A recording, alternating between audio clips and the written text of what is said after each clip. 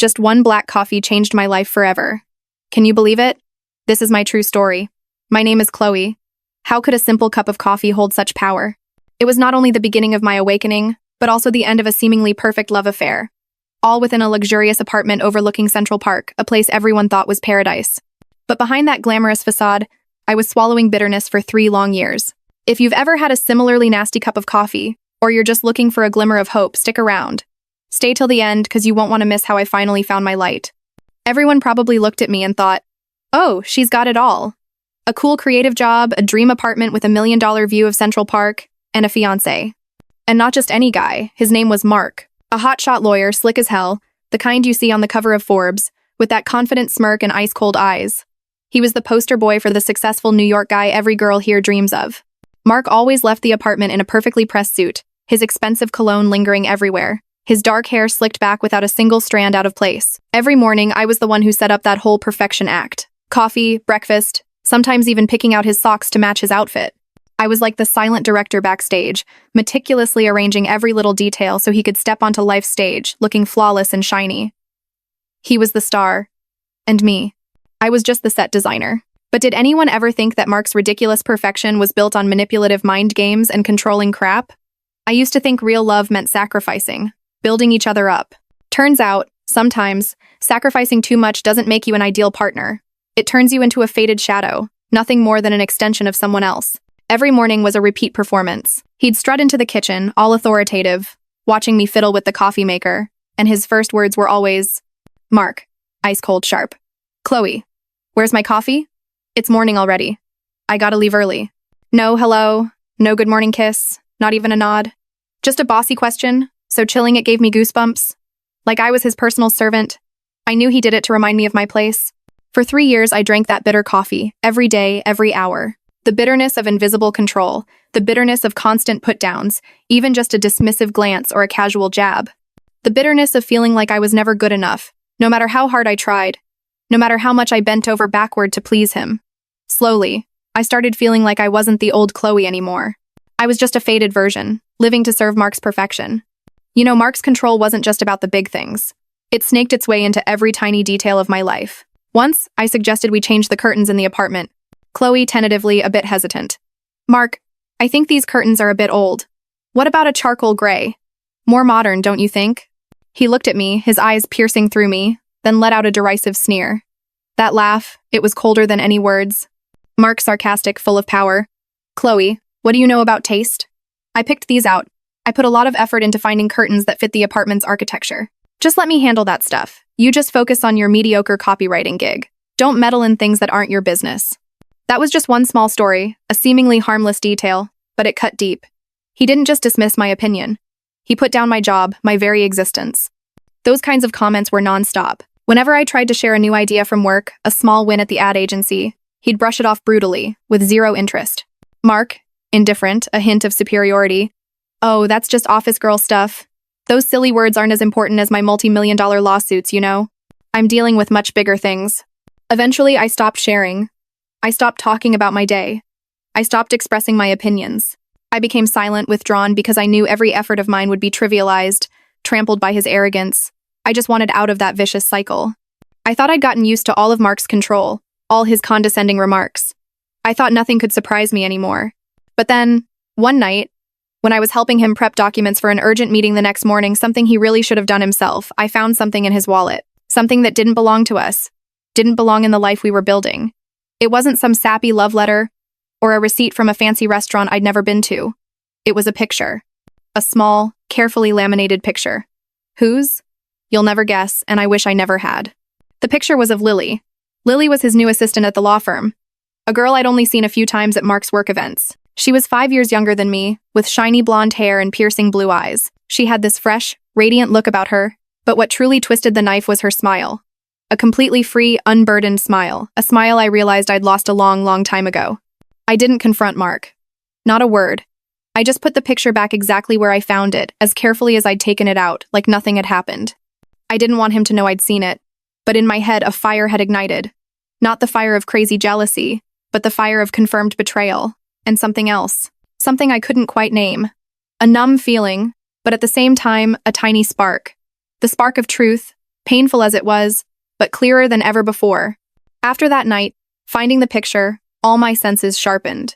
I started paying more attention to Mark. Every gesture, every word. The late-night phone calls he tried to whisper in his study. The times he lied about staying late at the office for urgent case files when I knew damn well that wasn't the truth. And then, the climax of all the lies arrived. Right in the middle of a romantic dinner he'd planned to make it up to me. His phone buzzed on the table. I pointed. Chloe, as calm as possible. You've got a call, Mark. He glanced at it, a flicker of annoyance on his face, but then quickly smiled reassuringly. Mark, trying to sound natural. Oh, just a colleague. Probably another tough case. Don't worry about it, babe. He quickly flipped his phone face down, but in that split second, I saw a notification flash across the lock screen. A short text message, but enough to twist the knife deeper into my gut. I miss you, Mark. Meet me at our usual spot. From whom? You probably guessed it. Lily. My heart felt like it was being squeezed. Not from crazy jealousy anymore, not some petty envy, but from the realization. The clear, cold realization that I'd been living in a fake world, a false universe, built by Mark himself. All the compliments, the fake acts of kindness, the promises of a future. It was all a charade to hide this ugly truth. That night, I didn't sleep a wink. I tossed and turned, staring out the window at the New York City lights still sparkling like distant stars. I looked at the engagement ring glittering on my finger in the moonlight. The ring I once thought was a symbol of eternal love, of a lifelong promise. But now, it felt like a diamond shackle, tying me to a life that wasn't mine. I whispered, my voice soft but firm, as if talking to myself in the dark. Chloe, to herself, voice pained but resolute. This isn't love. This is a prison. All night my mind reeled. The image of cold Mark, his manipulative voice, Lily's picture, and that fateful text. It all played out in slow motion in my head. I thought I'd break down. I thought I'd drown in tears. But no. Instead, a fire ignited within me, the fire of resolve. And I made a decision. A decision I'd never dared to consider, never allowed myself to dream of. A decision that would change everything. To leave everything I'd built, to walk away from that so-called perfect life everyone else admired. I wouldn't be Mark's shadow anymore. That fateful Sunday morning. Our 15th floor apartment was still bathed in early sunlight, the sound of New York's honking cars and hustle drifting up from the street below. Everything seemed to be spinning on its usual axis. Mark still calmly stood in front of the large mirror in the dressing room, his skilled hands adjusting his silk tie. He shaved clean, sprayed some expensive cologne, a familiar scent that now felt alien to me. Everything unfolded just like hundreds of other Sunday mornings over the past 3 years. Except, I wasn't the me of those mornings anymore. In my head, the decision was made and nothing could change it. I walked into the kitchen, my heart pounding but my eyes incredibly calm. I placed Mark's latte on the kitchen counter, where he usually had breakfast. My coffee was green tea. I'd given up coffee a long time ago, to avoid that bitter taste I'd been swallowing every day. When I turned my back, Mark was still admiring himself in the mirror, completely unaware that, at that very moment, I was about to end everything he thought was perfect.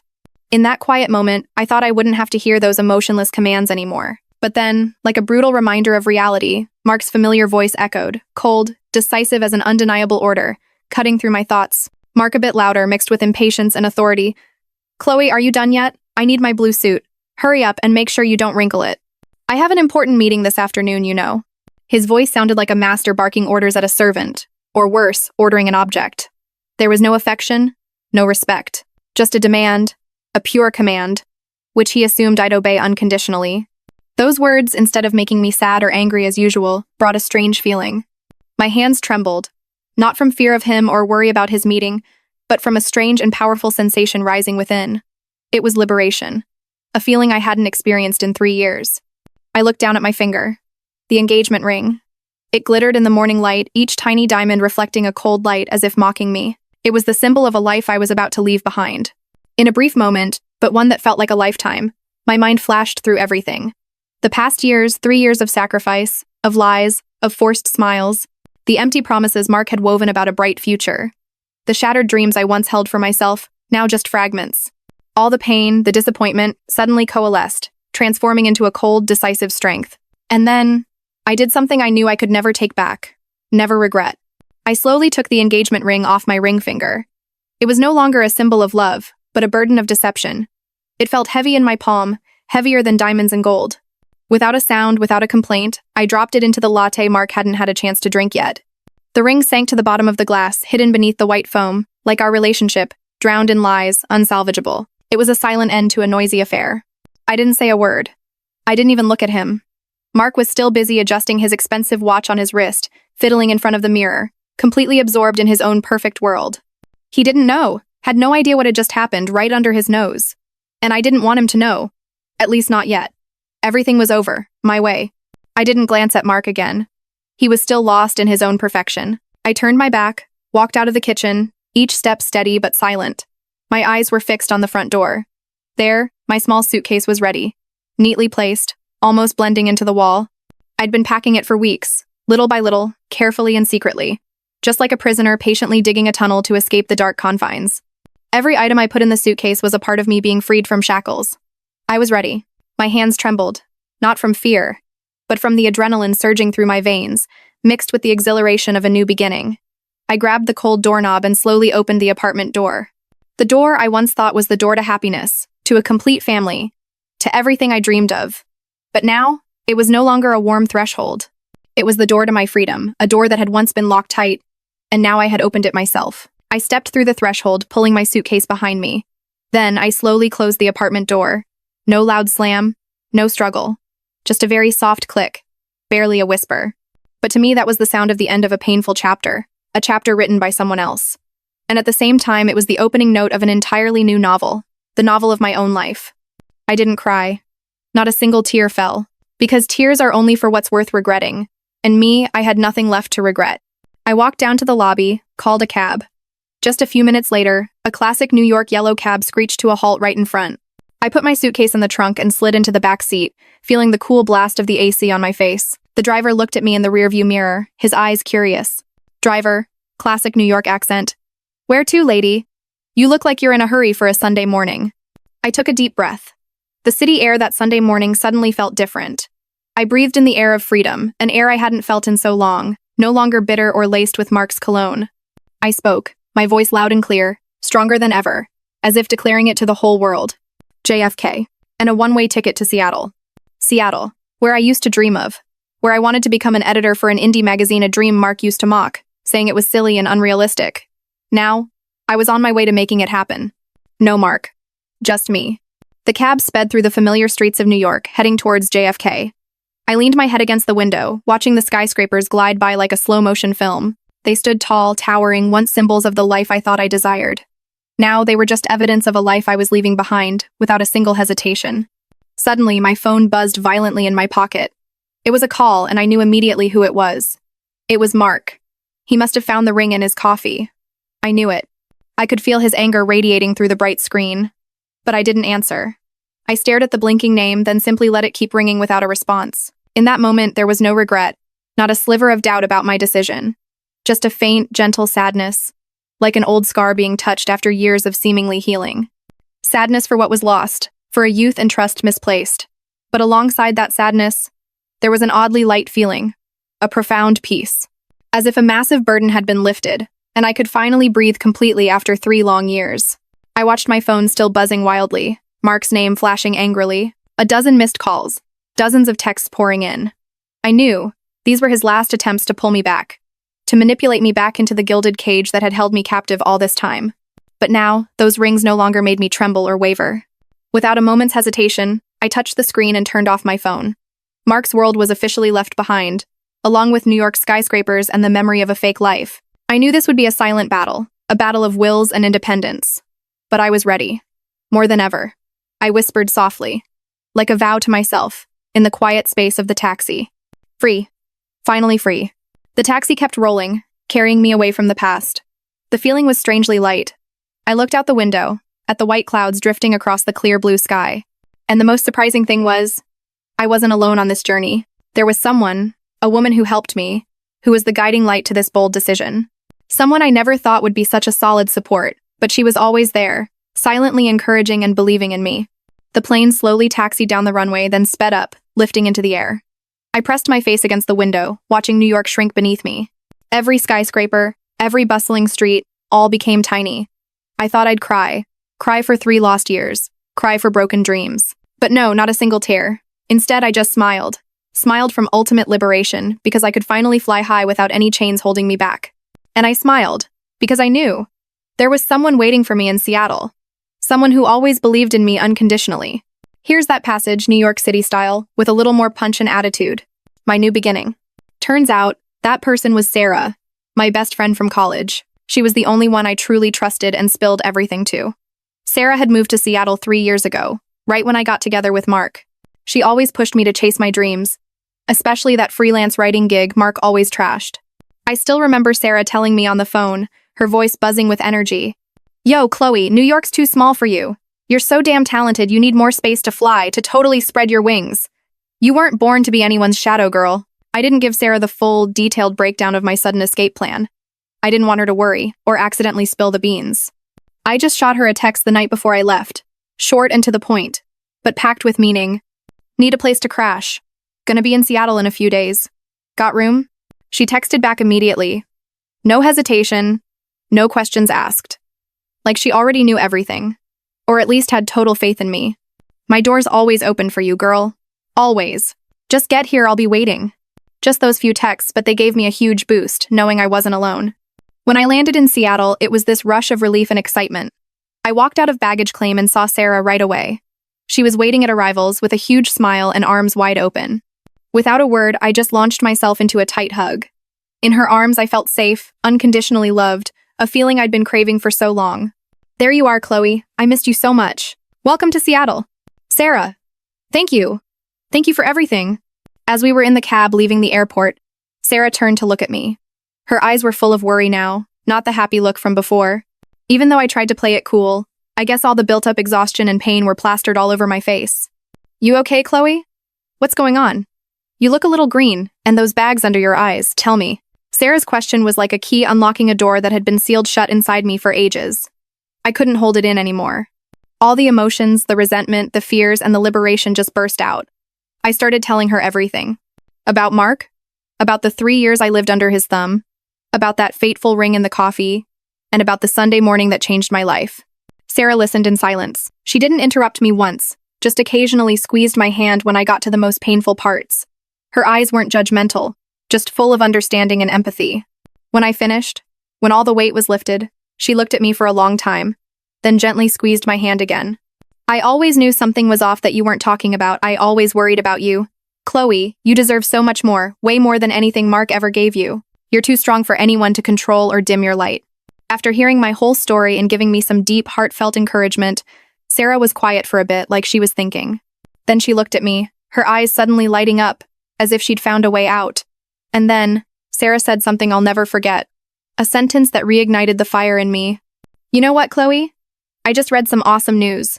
There's a publisher here looking for an editor. A magazine all about independent literature, inspiring stories. Remember your dream? It's called The Free Mind. My heart thumped, so hard I could hear it in my chest. The Free Mind. That was the exact magazine I'd always dreamed of working for. A place where I could unleash my creativity and contribute to the values of freedom. I'd even sent my resume there a long time ago, even before I met Mark, but never thought I'd get a second shot. Throughout those years drowning in that toxic relationship with Mark, this dream had been buried deep, almost forgotten. Sarah wasn't just talking.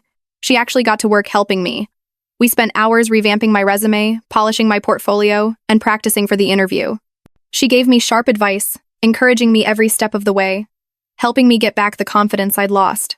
In those first few days in Seattle, a bit confused and anxious, Sarah was truly my rock, my lighthouse guiding me on this brand new path. While I was slowly rebuilding my life in Seattle, enjoying every moment of freedom and Sarah's amazing support, somewhere far away, a storm was brewing. My phone, the one I'd turned off on the plane, was now constantly ringing, buzzing nonstop. It was Mark. Dozens, hundreds of missed calls. A barrage of texts. At first they were angry, possessive, screaming for me to come back. Then the tone shifted to pleading, begging, full of desperation. Chloe, where are you? Please come back. I'm sorry, I know I messed up. I can't live without you. I need you, Chloe. Sounds dramatic, right? But I knew damn well it was just another one of his acts. I wasn't the weak, easily manipulated Chloe from back then anymore. I stared at the phone screen, where Mark's name kept flashing, his desperate messages appearing and disappearing. Not a ripple of emotion or doubt stirred within me. I knew Mark's game too well. He wasn't truly sorry. He was just losing control, that's all. He just wanted me back so he could manipulate me again, put me down again, and turn me back into his subservient shadow. But I was out. I pressed my lips together, my gaze firm. I quietly whispered to myself, a powerful affirmation. Never again, Mark. Never again. Mark's calls and texts kept coming for a few more days, like echoes from a past I was trying so hard to bury. But I didn't answer. Not once. I'd learned a painfully expensive lesson, that silence and finality were my strongest weapons. I deleted all his messages, and finally, I blocked his number. That wasn't just a simple action on my phone. It was a real liberation. A declaration to the universe that I was completely free from his control. I thought everything was over, that I could fully dedicate myself to starting my new life in Seattle with Sarah and the free mind dream. But life doesn't let you off that easy. Then one day, as I was working at my favorite coffee shop, a new email popped up in my inbox.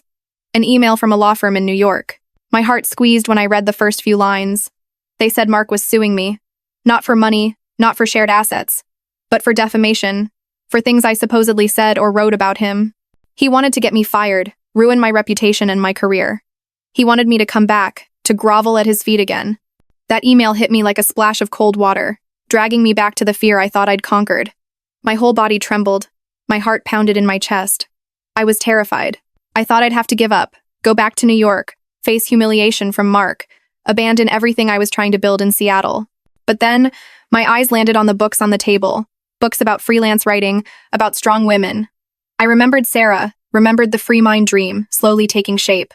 I clenched my lips, my hands forming fists. No, I couldn't let him win. I couldn't let Mark destroy the new life I was piecing together, bit by bit. I'd been through too much, and I wasn't going to fall to him again. No, I can't let him win. I'm gonna fight. With newfound determination, I immediately sought out a lawyer in Seattle, someone Sarah had recommended to me earlier. It was Jessica, a middle-aged woman with prematurely gray hair, sharp eyes, and a confident smile. From the first glance, I felt a strong energy radiating from her. We sat facing each other in her office. After I recounted my entire story, from the months of manipulation to Mark's current lawsuit, Jessica nodded, her face expressionless. Then she looked straight into my eyes, her voice firm, full of authority. Hi, Chloe. I've heard your story. Your Mark is a well-known lawyer. He probably thinks he can bully you with his power. But he's wrong, he can't bully you. And more importantly, we're not going to let him win. We're going to fight for your truth and your justice. The legal battle dragged on for several months. Months full of tension, but also brimming with hope. Mark, with his ingrained arrogance, constantly hurled baseless accusations, lies aimed at slandering and destroying my reputation. He used every trick in the book, from threats to trying to twist the truth. But this time, things were different. I had clear evidence of his manipulation and betrayal. I had solid support from Jessica, a talented and experienced lawyer. And most importantly, I had my voice, a voice he couldn't silence, couldn't control anymore. The voice of truth and justice. While the intense legal battle with Mark was raging in New York, I kept steadily moving forward on the path I'd chosen in Seattle. I didn't let anything distract me from the dream that had once been buried. I had my second interview at the Free Mind magazine. The feeling was a mix of nerves and excitement. The interviewer, a woman with sharp eyes and a warm smile, looked at me with great interest. Hi, Chloe. We're very impressed with your resume. You seem very passionate about freelance writing, about stories of liberation. Was there anything that particularly inspired you? The interview went better than I expected.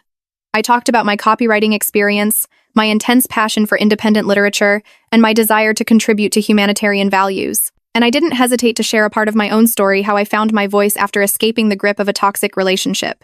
I spoke with complete sincerity, from my heart, and I felt that the words I spoke were not just interview answers, but also a declaration of my new self. A few days after the interview, I was having coffee with Sarah, telling her about my hopes and worries. Suddenly, my phone rang. It was an unknown number. My heart pounded, a mix of nervousness and anticipation. I took a deep breath and answered. Chloe. This is the director of the Free Mind. Congratulations, Chloe. You've officially been accepted for the editor position at our magazine. We're really looking forward to you joining our team and creating amazing content together. I exploded. I jumped up and hugged Sarah tightly, forgetting I was in public. That was the moment I'd been waiting for, the moment all my efforts, all my pain, and all my courage were finally rewarded. My old dream had come true. The new job was truly amazing, even better than I'd imagined. I got to do what I loved most. Writing, reading inspiring stories, meeting like-minded people who shared a passion for independent literature and a desire to spread positive values. Every day at work was a joy, an opportunity to grow and contribute. I felt more alive than ever, like a flower that had just been watered after a long drought, blooming brilliantly under Seattle's free sun. My new life in Seattle unfolded smoothly and meaningfully. I got to be myself, doing what I loved. And then, one day, as I was engrossed in my work, a new email popped up in my inbox. It was from my lawyer, Jessica. My heart pounded again, but this time it was from anticipation, not fear. Chloe, I've got good news for you.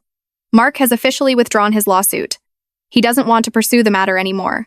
Consider it a complete win for you. Congratulations. I read the email over and over. A wave of immense relief washed over me. I didn't feel smug or want to celebrate victory. Just a deep sense of peace. I had won. Not by retaliating, not by bringing down my opponent, but by living my life the way I wanted. That was the real victory, when I reclaimed control of my life from Mark, without having to bow down or compromise. One sunny afternoon in Seattle, I was walking along the beach, feeling the cool breeze from the Pacific Ocean. Gentle waves lapped the shore, creating a soothing sound. I looked out at the vast, endless ocean, and suddenly, I thought about that morning coffee, the bitter coffee I'd drunk for 3 years. Mark's coffee, the coffee of control, humiliation, and betrayal. And I realized that it was precisely that bitterness that woke me up. It wasn't poison. It was the most powerful catalyst. It forced me to face the truth, forced me to confront my fears, and make a decision to change. It was what helped me realize I deserved a different life, a life of freedom and happiness, where I could just be myself, loved and respected. I turned that bitter taste into strength, that scar into a valuable lesson. I closed my eyes, feeling the cool ocean breeze on my face. I took a deep, deep breath. No more stale, milky coffee. No more Mark's expensive cologne haunting me.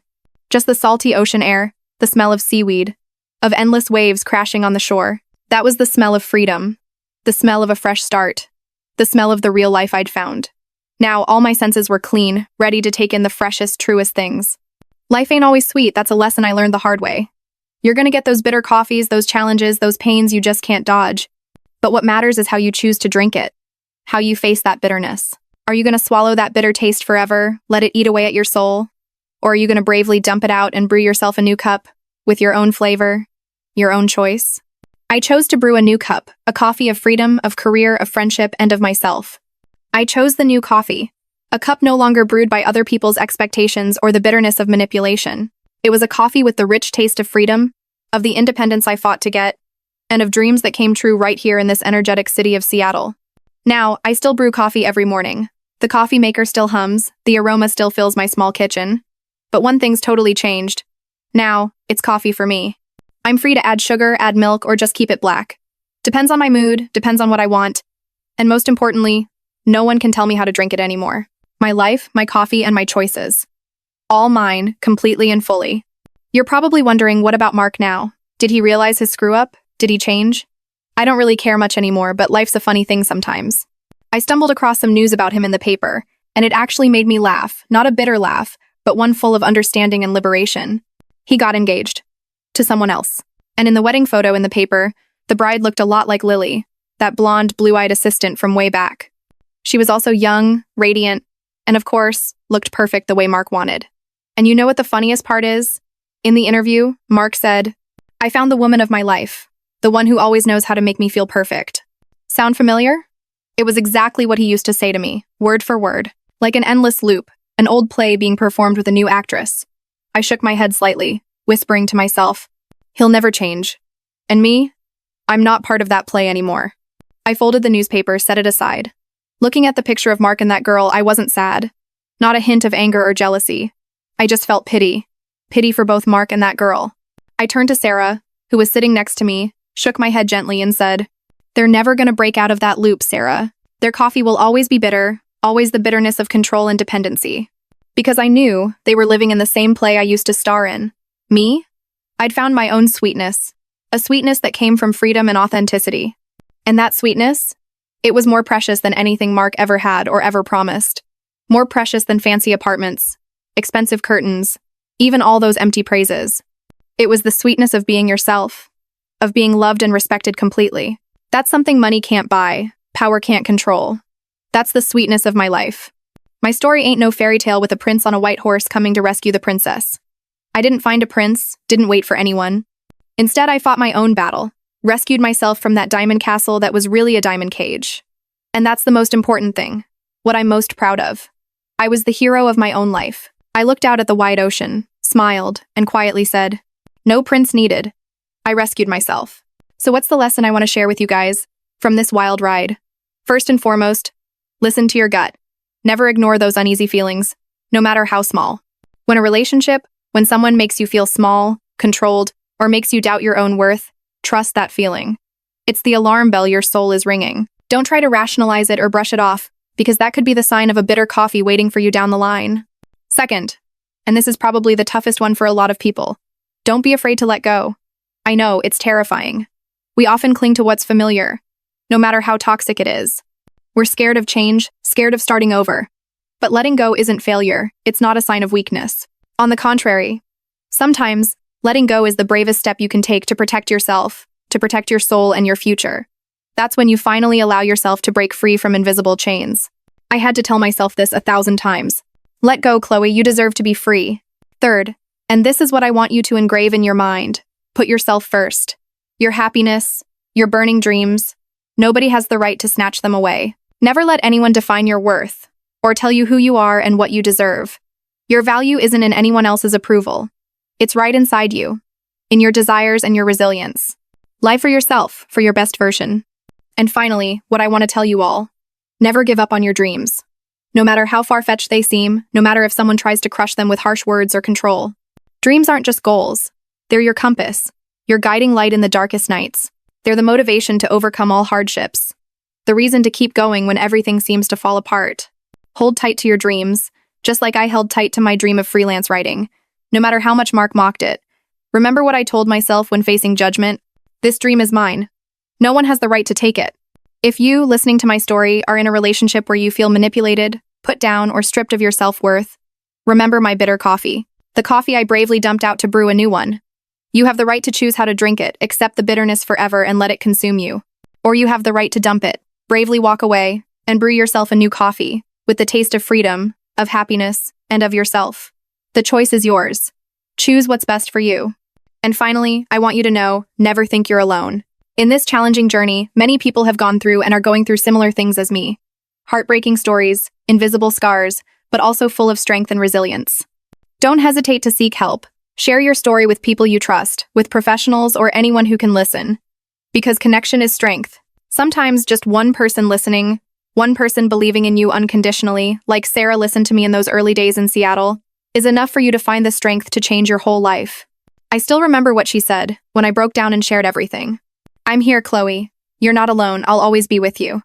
Just a simple sentence like that. But it was the fire that lit up my dark path. And I believe you can find that fire too. Speak up. Share. Because sometimes, help comes from the most unexpected places.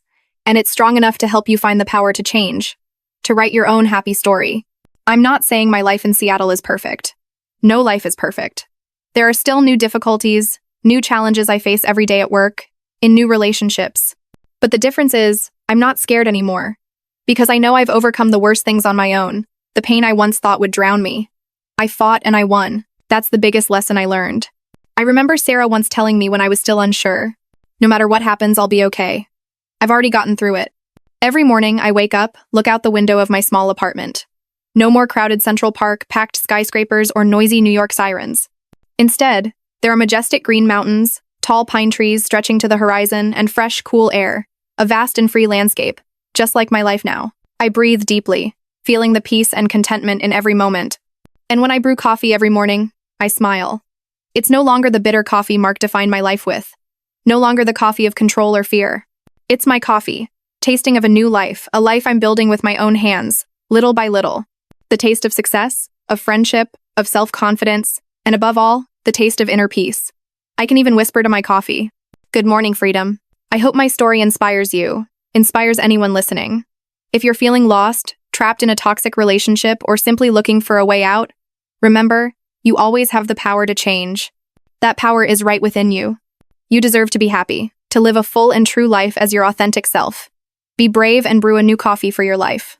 And before I end my story, I want to tell you something interesting. Something that happened a few months ago, when my life was completely settled and full of happiness. On a normal morning, like any other, I received an envelope with no sender address and no clear postmark. It was sent to my editorial office address. At first, I thought it was a reader's letter, but when I picked it up, it felt strangely heavy. Inside was something I never thought I'd see again. I slowly opened the envelope. My eyes widened. It was my engagement ring. The ring I dropped into Mark's latte that fateful morning. Now it was clean, sparkling, as if it had never been tainted by anything. Along with it was a small piece of paper. A simple white slip, hastily written in a familiar hand. Just one word. Free. No sender's name. No explanation. But I knew who it was. Must have been Mark. Maybe after all this, he had a moment of realization. I looked at the ring in my palm, then looked out the large window of the office, where the Seattle sky was clear blue and clouds drifted lazily. I knew, even if he sent it, even if he wrote free, he was still stuck in his own loop, stuck in the loneliness of his perfect ego. As for me, I was completely free. Free in my soul, free in my life, free to write my own story. And that's the most precious thing. So there you have it, folks. My story, a tough journey, but one that finally found peace. Maybe a lot of you are wondering if I have any regrets? If so, it's that I didn't realize sooner, that I let myself be stuck in that control for too long. But either way, I learned my lesson. Has anyone else ever felt something similar? When you realize you're living someone else's life? A hypothetical comment pops up. I was in a relationship like that too. It's so hard to get out. I get it. It's tough to let go, especially when you've invested so much. But remember, you deserve better. Once, when I was still in New York, I met an older woman. She told me something I'll never forget. Honey, men will love you more when you love yourself. I didn't really get it then, but now I do. When you love yourself, you won't let anyone hurt or control your life. And what if Mark hadn't sent the ring back? Did I think about it? Of course. But if he hadn't sent it, I wouldn't have cared. The ring is just a thing.